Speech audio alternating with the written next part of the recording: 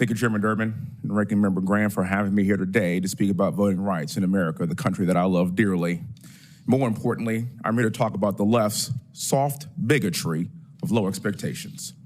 Because it's the Democrat Party, not the Republican Party, that thinks so little of Black America as the people of color that they make the case that being Black in America means we can't obtain a government ID to vote.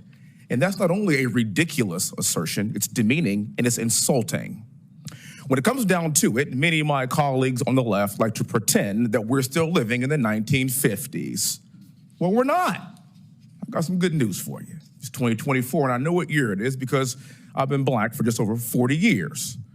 And I'm also the son of a retired lieutenant colonel who grew up in the segregated South. You see, my parents grew up in a Jim Crow South in the 50s and 60s in New Orleans, Louisiana. Their next generation, my parents had 3 kids. My sister, brother, and I all went to West Point, all 3 of us. We all served our country in combat.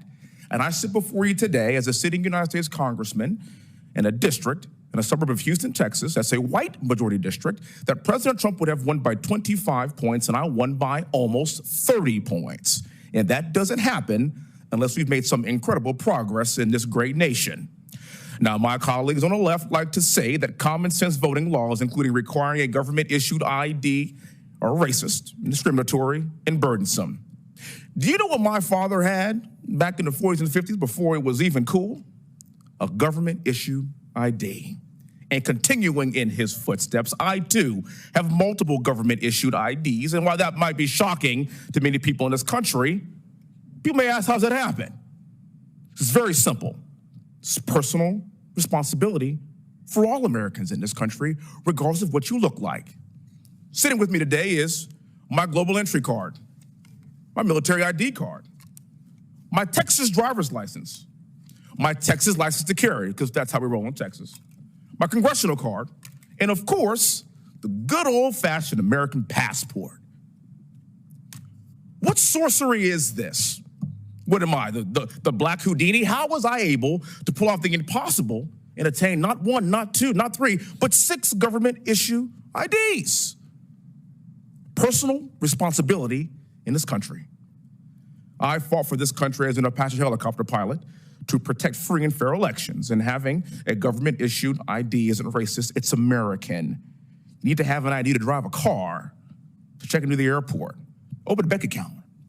You need an ID for basically everything to be a responsible adult in this country, except for voting, apparently, according to the left.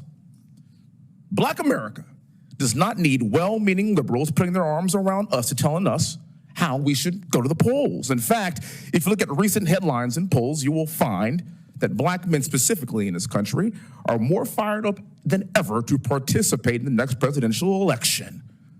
And I think I know why, and I'm really looking forward to these results. For the record, in the 2022 midterms in Georgia, it proved that election integrity and ballot accessibility can be achieved hand in hand. After the 2020 election, Georgia passed a voter election integrity law, and subsequently, the Department of Justice filed a lawsuit against the state of Georgia, alleging that the Georgia law is discriminatory and aims to restrict citizens from voting. President Biden even called this law, and I quote, Jim Crow 2.0. Really?